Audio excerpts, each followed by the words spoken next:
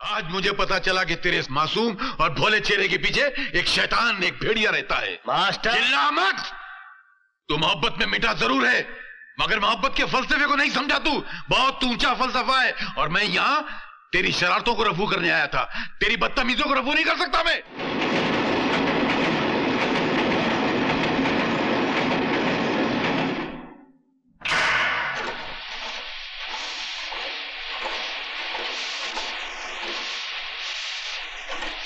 Sir मैं कृष्णा बोल रहा हूँ।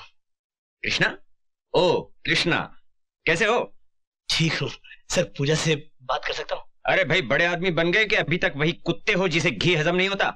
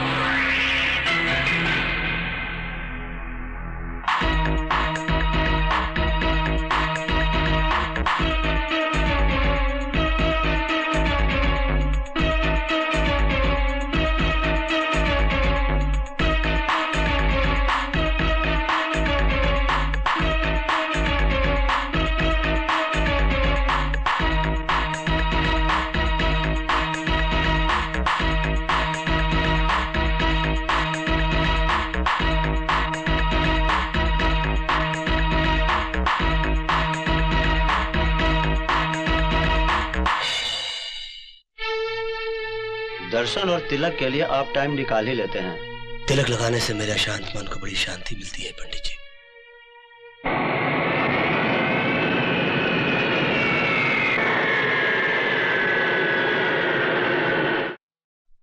नमस्ते, मेरा नाम छबन मास्टर है, मैं रफूगर हूं। यहाँ क्या करने आए हो? हुजूर, जिनकी सूरत अच्छी नहीं होती मैं उनको आईना नहीं दिखाया करता, मगर आज मैं खुद आपके सामने आईना बन के खड़ा हूं। ये मेरी मजबूरी है। सरकार ने लकड़ियां काटने और जलाने पे तो पाबंदी लगा दी, मगर बहुएं आज भी जलाई जाती हैं, और उसके जिम्मेदार होते हैं आप जैसे दौलतमंद बाप, जो अपनी बेटी से ज्यादा अपने अभिमान की सोचते हैं। ये क्या बकवास कर रहे हो तुम? बकवास नहीं कर रहा हूं, बल्कि कृष्णा और आपकी बेटी के टूटे हुए रिश्तों की बात कर रहा हूं। कृष्णा ने आपको 2 खत लिखे थे ना, एक अपनी बर्बादी का और दूसरी अपनी कामयाबी का। बर्बादी का खत अपनी बेटी को दिखाकर उसे शादी पे मजबूर तो कर दिया, मगर वो कामयाबी का खत, उसका क्या किया? पढ़कर फेंक दिया, जला डाला उसको। आपकी इसी जलील हरकत और कूटनीति ने दोनों की जिंदगी को बर्बाद करके रख दी। दीनदयाल साहब, हादसे सिर्फ गरीबों के साथ नहीं हुआ करते, कभी कभी गाड़ी के नीचे अमीरों के बच्चे भी आ जाया करते हैं। क्या हुआ मेरी बेटी को?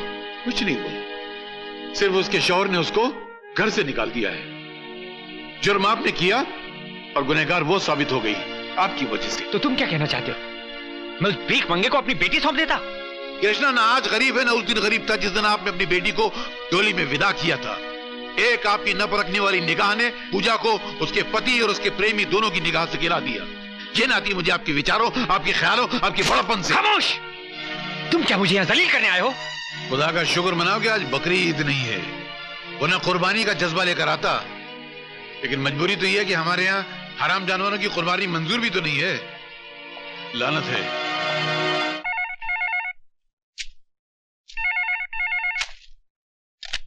धर्मदास, मेरी बेटी कहाँ है? कहाँ है मुझसे पूछते हो? तो महानगर टेलीफोन निगम की डायरेक्टरी उठाओ और के पन्ने खोलो। केपी ग्रुप ऑफ इंडस्ट्रीज के 40-50 नंबर होंगे, और कहीं न कहीं अपने आशिक कृष्ण प्रसाद के साथ एंगेज्ड होगी तुम्हारी बेटी। बदमाश! कहाँ है मेरी बेटी पूजा? कहाँ छिपा रखा है तुमने उसे? कृष्णा, आग और तेल का खेल बड़ा घटिया होता है। मेरी बेटी की गृहस्थी बर्बाद मत कर। कहीं दिल का मरीज तो नहीं है? इसलिए पूछ रहा हूं कि अब जब मैं चिल्लाऊंगा तो कहीं तेरा दम ना निकल जाए। कृष्णा! चिल्ला मत।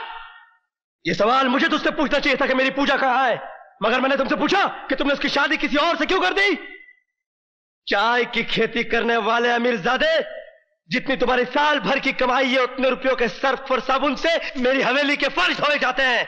नजर उठा के देख इसकी ऊंचाई की तरफ, जब तक तेरी नजर इसके घुमट तक पहुंचेगी तेरे कांधे से तेरा सर नीचे गिर जाएगा।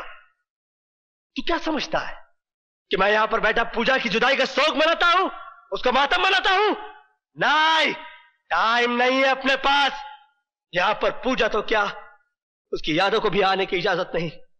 इस हवेली के दरवाजे से सिर्फ मैं अंदर आता हूं और खिड़कियों से मुझे जिंदा रखने वाली हवाएं अंदर आती है। इसके सिवाय कुछ और दिखाई देता है तुझे अंदर? ठीक है, ठीक है कृष्ण प्रसाद, मैं जा रहा हूं, लेकिन याद रखना, अगर मेरी बेटी के भागने का सबब तू है तो तेरे लिए बहुत बुरी बात है। हवा आने दे। तखलिया।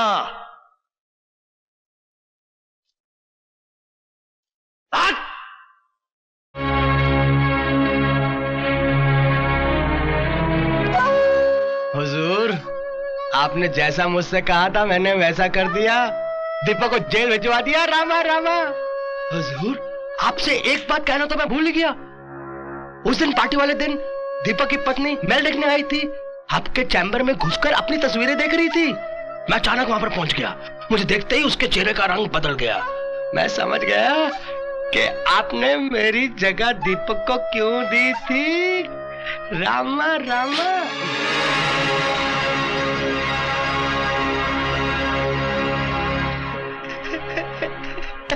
समझदार हो। रामा रामा। हुजूर, मैंने आपका नमक खाया है। आपकी ये बात मैं बाहर जाके किसी से कहने वाला थोड़ा ही हूँ। मैंने तो पूजा जी से भी कह दिया था कि डरो मत, मैंने कुछ नहीं देखा। रामा रामा। लाली, इस दुनिया में लोग मोहब्बत से सिर्फ मोहब्बत करते हैं, मगर शायद मैं दुनिया का पहला शख्स हूं जिसने अपनी पहली मोहब्बत से जंग का ऐलान कर दिया है। बस बस बस बस यही है। आइए। रामा रामा। क्या बात है लाली, ये सब क्या है? मिस्टर दीपक, आप पर चार्ज है। आपने केपी ग्रुप ऑफ इंडस्ट्रीज का लाखों रुपए का गबन किया है। What? Mister Deepak, you are under arrest. Yes sir, I will do. Mister Bajaj, मेरी समझ में ये नहीं आता कि आपको मैं कैसे समझाऊं। आपका केस बिल्कुल एक तरफा है, इसमें कोई गम नहीं है। आपके बेटे को सजा से कोई बचा नहीं सकता। केपी साहब, मैं आपसे अपने बेटे की रिहाई की भीख मांगने आया हूँ। कुछ एहसान तो आपने अपनी मर्जी से किए थे, कुछ मैं आपसे मांगने आया हूँ। कृष्ण प्रसाद मांगने वाले को सिर्फ भीख देता है, मगर तुम उन भिखारियों में से हो जो सिर्फ धुतकार के काबिल हैं। सच्चाई क्या है हुजूर, ये तो मैं नहीं जानता, मगर मैं ये जरूर जानता हूँ कि जिसे आप जैसा बड़ा आदमी मुजरिम कह दे, उसे बेकसूर कोई भी साबित नहीं कर सकता। आपके कहर ने मेरी कमर तोड़ दी है हुजूर। मैं आपके सामने हाथ जोड़ता हूँ, मेरे दीपक को छोड़ दीजिए। ये जानते हुए भी कि उसने मुझे जलील किया, मेरी कंपनी में लाखों रुपए का गबन किया। कृष्ण प्रसाद इज्जत और दौलत दोनों को एक साथ गवाकर खुश रहने वालों में से नहीं है, समझे? रहम कीजिए मुझ पे, मैं बहुत थक गया हूँ। मेरे बूढ़े कंधों पे एक बदनामी का बहुत बड़ा बोझ आ पड़ा है। छोड़ दीजिए मेरे बेटे को।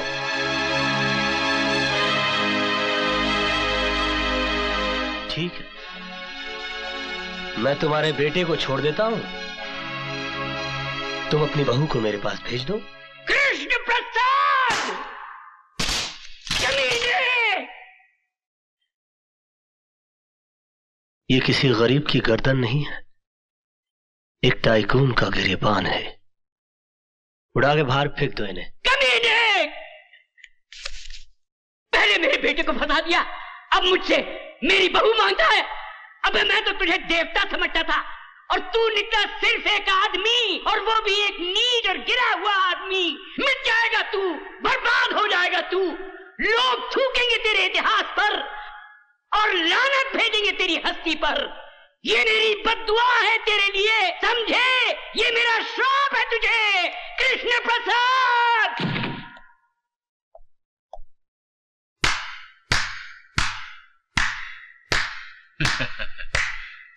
वाह कृष्ण प्रसाद, वाह वाह वाह वाह। आज मुझे पहली मर्तबा पता चला कि इतने बड़े महल में रहने वाला शख्स इतना छोटा भी हो सकता है। अरे जिस मोहब्बत को तो अपनी मोहब्बत के बल से हासिल ना कर सका, उस मोहब्बत को अपनी कायरता छल कपट से हासिल करना चाहता है। आज मुझे पता चला कि तेरे इस मासूम और भोले चेहरे के पीछे एक शैतान, एक भेड़िया रहता है। मास्टर चिल्ला मत। तू मोहब्बत में मिटा जरूर है, मगर मोहब्बत के फलसफे को नहीं समझा तू। बहुत ऊंचा फलसफा है, और मैं यहां तेरी शरारतों को रफू करने आया था। तेरी बदतमीजों को रफू नहीं कर सकता मैं जा रहा हूं। अरे जा, मुझे किसी की जरूरत नहीं है। अरे जब मैंने अपने दिल में रहने वालों के जाने का अफसोस नहीं किया, तो घर से जाने वालों की परवाह क्या करूंगा। मास्टर, तो सिर्फ बातों की चिंदियां रफू कर सकता है, दिलों के चिथड़ों को नहीं। चल जा, कोई जरूरत नहीं है मुझे किसी की।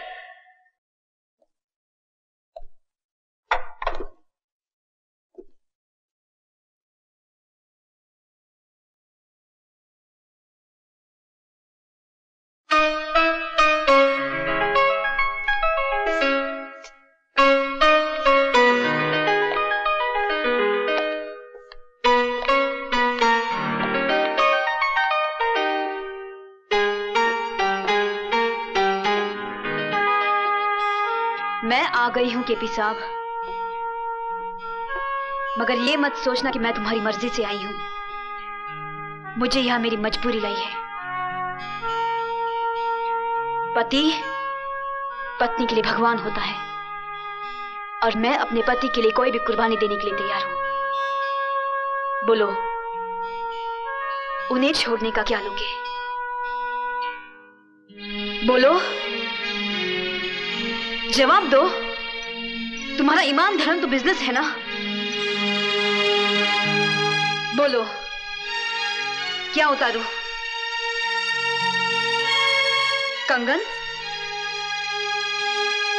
ये मंगलसूत्र, या फिर ये?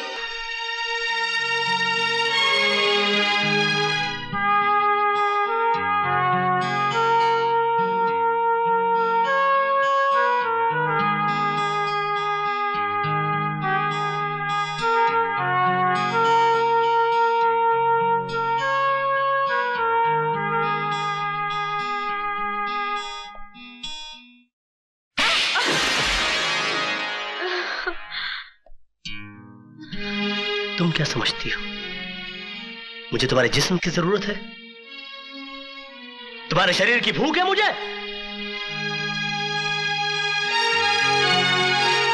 मैंने कभी तुम्हारे जिस्म से नहीं, तुम्हारी आत्मा से प्यार किया। लेकिन तुमने मेरी कद्र नहीं की, मेरा इंतजार नहीं किया। मुझे किसी गुजरे हुए वक्त की तरह भुलाकर किसी और का हाथ थाम लिया।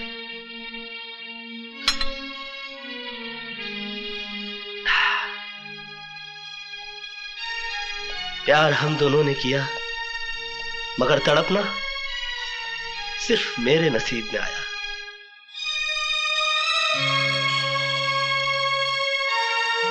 मेरा तुम्हारा नाता तो उसी दिन टूट गया जिस दिन तुम्हारी शादी हुई। मैं उस दिन तुम्हारे घर अपनी मोहब्बत का इजहार करने नहीं गया था, अपने दर्द, अपनी तड़प का हिसाब मांगने के लिए नहीं गया था, बल्कि उस रात पार्टी में हुई इस गलती की माफी मांगने के लिए गया था जो तुम्हारे जुदाई, तुम्हारे सोग में चोट खाए मेरे दिल के हाथों हो गई। लेकिन तुमने मेरे जज्बात को नहीं समझा, मुझे कोई गिरा हुआ या घटिया आदमी समझकर धिक्कार दिया। मैंने तुम्हारे साथ जो भी किया वो बदला लेने के लिए नहीं किया, बल्कि तुम्हें इस बात का एहसास दिलाने के लिए किया कि तुम जो सोच रहे हो वैसा नहीं है। मेरे मन में कोई खोट, कोई पाप नहीं है।